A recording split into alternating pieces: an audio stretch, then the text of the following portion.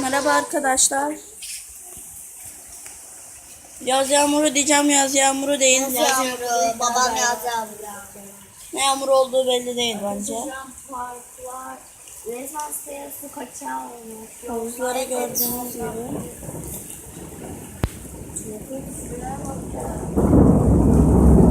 Göklerle Zaten sesleri de duyuyorsunuz. havuzun kenarlarındaki şeyler çıkmış arkadaşlar. Arkadaşlar biz sabah bir göz örtüsüyle uyandık.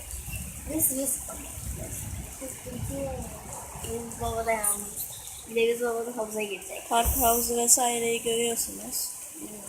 Arkadaşlar balkonumuz en kötü tıklama oldu. En kötüsü siteye su kaçağı var ve görüyorsunuz şu arabanın lastiklerine kadar su geldi. Evet. Evet arkadaşlar, bay bay.